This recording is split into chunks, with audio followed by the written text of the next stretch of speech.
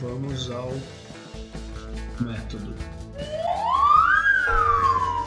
O FMEA, galerinha, é uma metodologia de trabalho, né, de sistemas da qualidade. Foi desenvolvida pelos militares no pós-guerra, lá em 1949, e inicialmente ele tinha aquele nome grande ali: Procedures for Performance of Failure Mode, Effects and Criticality Analysis. Tá? Que esse método aborda para nós aqui? Ele é uma ferramenta da qualidade para, principalmente no caso da manutenção, você produzir ali ações de manutenção preventiva. Tá? Esse FMEA, né, essa sigla, é de Failure Mode and Effect Analysis, que é justamente o que gera para nós a sigla. Né?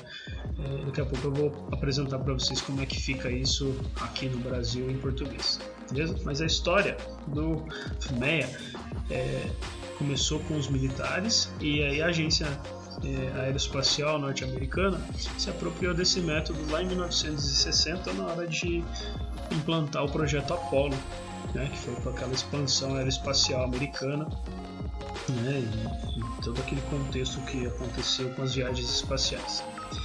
E uma das primeiras empresas que adotou esse método dentro da sua planta foi a Ford, lá no ano de 1970. Então, no Brasil, essa análise chamada FMEA ficou traduzida como análise dos modos de falha e seus efeitos.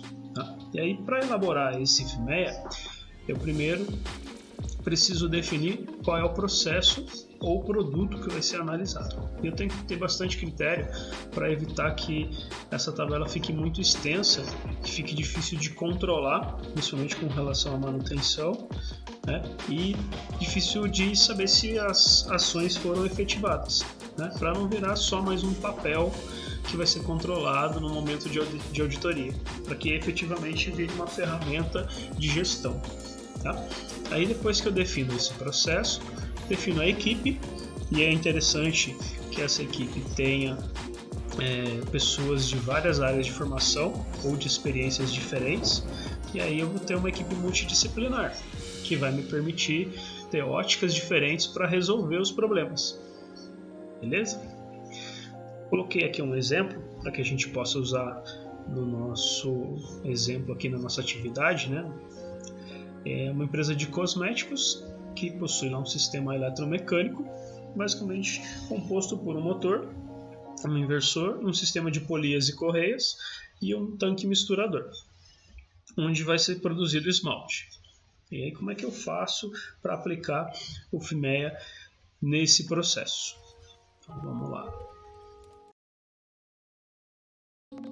Muito bom. Um exemplo da minha tabela, que pode ser feita no Microsoft Excel, por exemplo, ou em outras ferramentas, né? Ela vai ter as falhas listadas. Então, a equipe de manutenção listou 4 falhas aqui, e eu vou ter que definir 3 indicadores iniciais aqui, que são a gravidade, a probabilidade de ocorrência e a detecção. Vão gerar o GOD aqui da nossa FMEA, beleza? Muito bom. Com esses 3 itens, depois eu vou fazer um cálculo que vai ser o nosso indicador final. Então, para a gravidade e a probabilidade da ocorrência, a escala vai ser crescente. Então, o 1, que é o menor número, representa a baixa gravidade ou a baixa probabilidade de ocorrência, o nunca, e o 10 vai indicar para nós que essa ocorrência ou que essa gravidade é alta, que ela acontece sempre. Tá? E no caso da probabilidade de detecção, a escala vai ser decrescente. Então, o número 10 vai representar para nós o nunca e o número 1 o sempre. Muito bom. Então, a equipe de manutenção ou a equipe que foi escalada para fazer essa análise vai definir aqui os valores, né?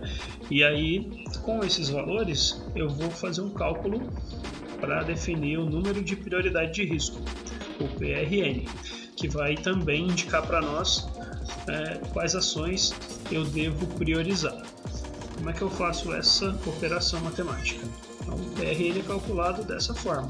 Eu vou multiplicar o indicador de gravidade pelo indicador de probabilidade de ocorrência pelo indicador de probabilidade de detecção. Ok? Como é que eu faço isso então lá no Excel?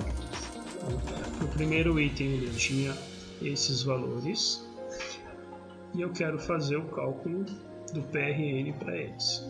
Então, uso aqui o símbolo para indicar uma fórmula, que é o igual, seleciono a primeira célula, o indicador ali de multiplicação, que é o asterisco, seleciono a segunda célula e o indicador da terceira célula.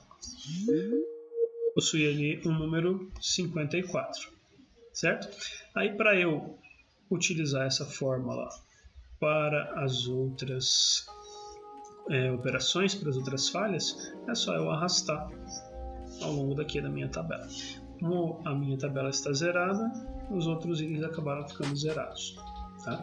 A partir do momento que eu preencher aqui, ele já vai me dar um indicador, certo? Para essa nossa situação, eu tenho esses valores, né? E aí o que eu faço com esses valores?